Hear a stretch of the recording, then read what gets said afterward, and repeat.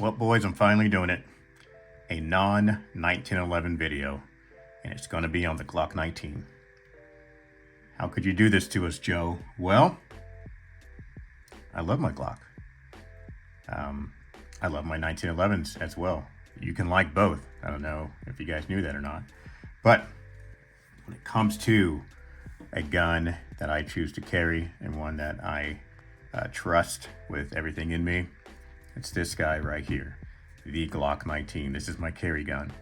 Obviously not in this configuration, but this is what I carry. Why do I choose to carry this instead of a 1911? Capacity. Capacity, capacity, capacity. You know, the old adage of if you need any more rounds than what you can fit in a 1911, then you're a bad shot.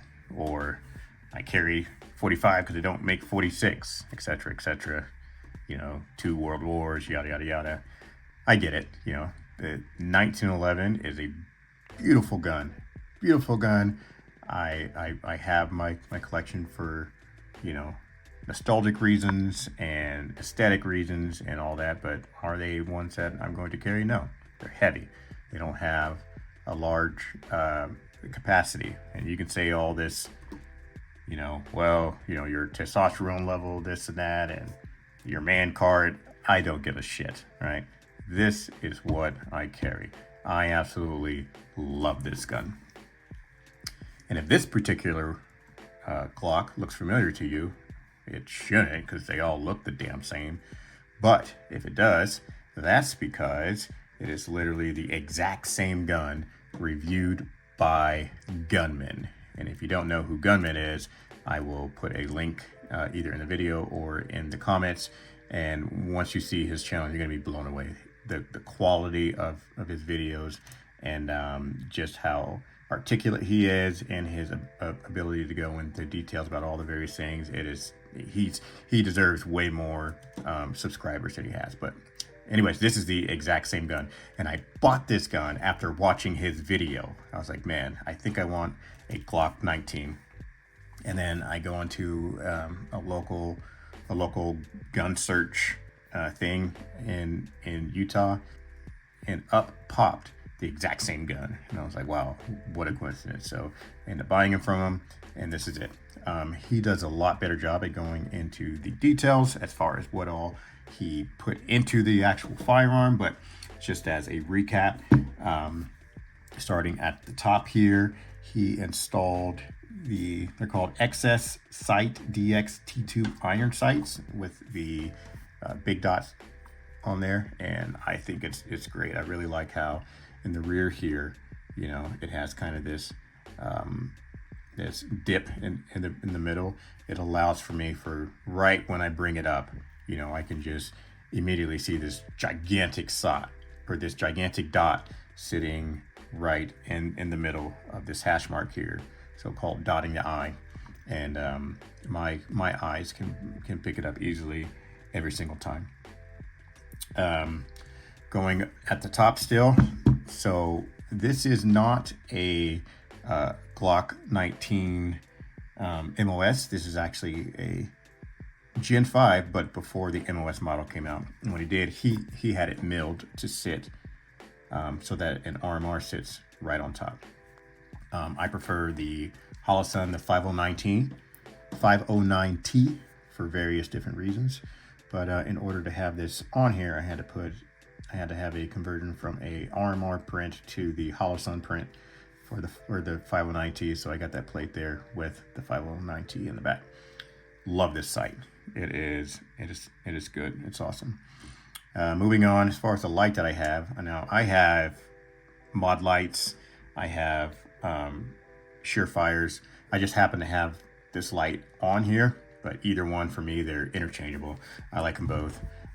Extremely bright, extremely nice. The barrel that I have in here is the one that came with it when I bought it from him. It's from Silencer Co. All right, Silencer Co.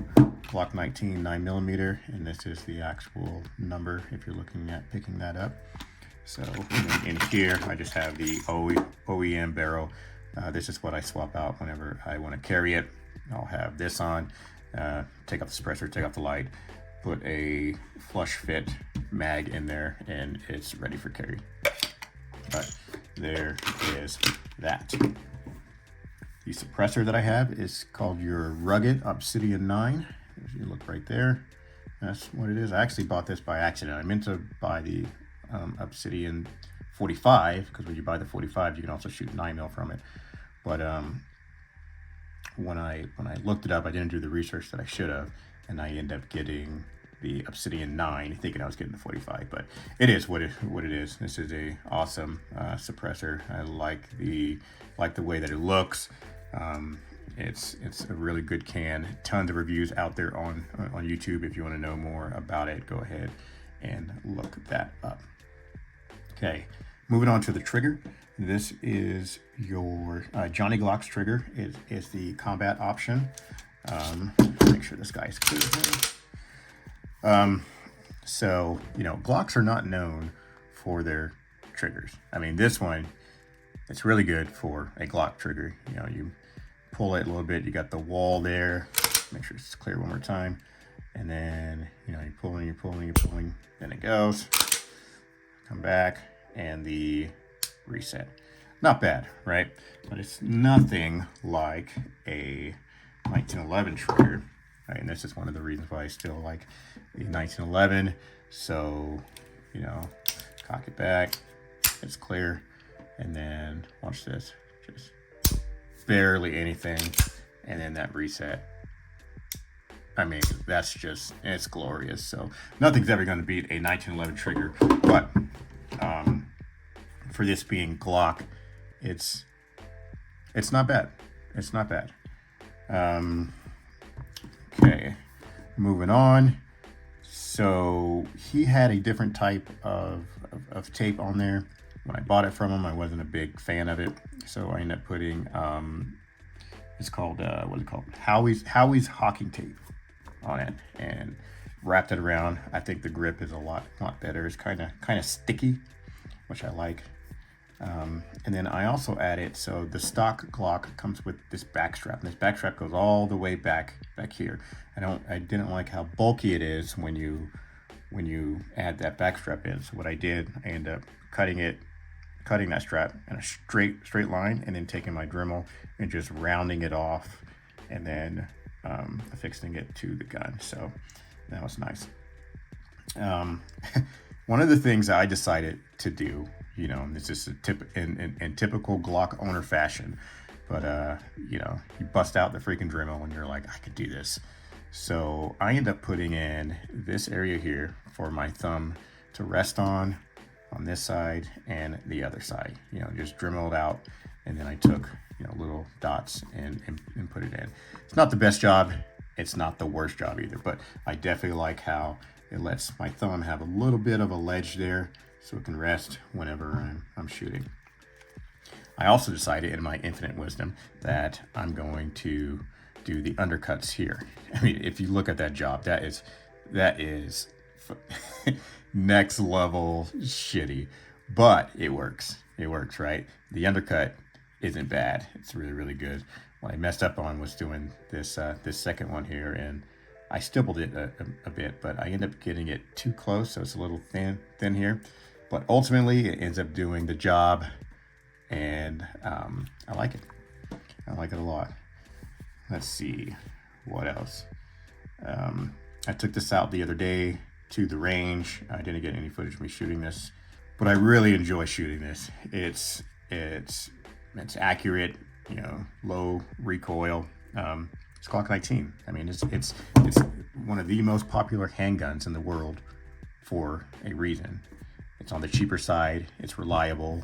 The Glock name goes a long way, and I just love it. I love this gun. This is one that I'm going to keep forever, and one that is going to be my carry gun for a long time. Let me take this. All right, guys, had to remove the suppressor. I guess you can't do that on film or something, I don't know. But this is the holster that I have for it. This is kind of an older holster, the 6354 Duo. I have a lot better holsters now with, you know, different things on the top. I actually had to had to drill this out a little bit with the Dremel to get this to fix. But you know, even with whether you have the Mod Lite or whether you have the X300, fits in there really nice, you know, secure. And this is what I use when I'm carrying it just on my regular gun belt. The magwell down here is a SLR magwell. Looks really good, nice and clean, low profile, and doesn't interfere with my grip at all. But yeah, that's pretty much it, guys. Glock 19. Now there are dozens of videos out there on YouTube about this firearm. Many people that can do a review better than me, but I just wanted to put this out there so that you guys can see, you know, even though I'm a 1911 guy, I still have my various options that I choose to work with. And for me, like I said, the Glock 19 is one of my favorites. So with that, take it easy, get out there and shoot. Shooting is a perishable skill, so you want to make sure you're keeping up the standards. And with that, I'll catch you guys later.